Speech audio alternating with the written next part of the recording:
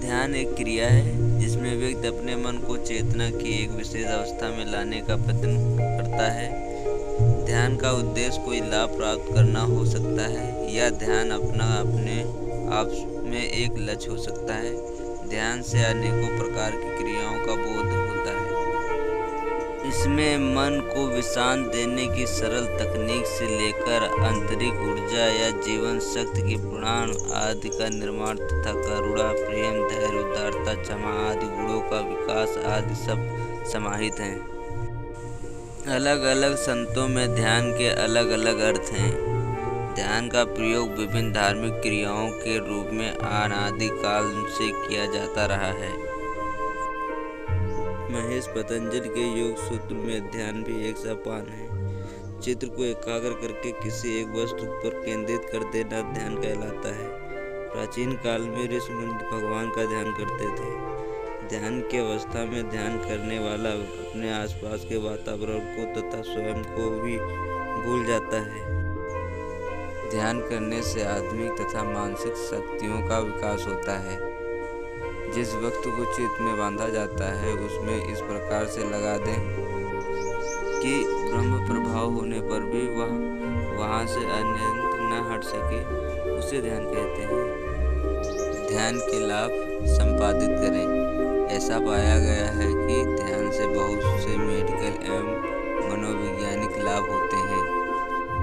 बेहतर स्वास्थ्य, शरीर की रोग प्रतिरोध शक्ति में वृद्धि, रक्तचाप में कमी, तनाव में कमी, स्मृति क्षय में कमी, स्मरण शक्ति में वृद्धि होने की गति में कमी, उत्पादकता में वृद्धि, मन शांत होने पर उत्पादक शक्ति बढ़ती है।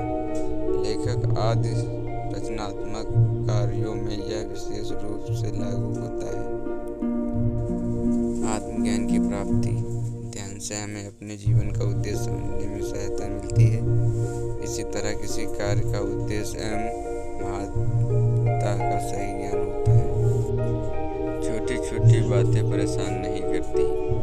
मन की यही प्राकृतिक आदत है कि वह छोटी छोटी अर्थहीन बातों को बड़ा करके गंभीर समस्याओं के रूप में बदल देता है।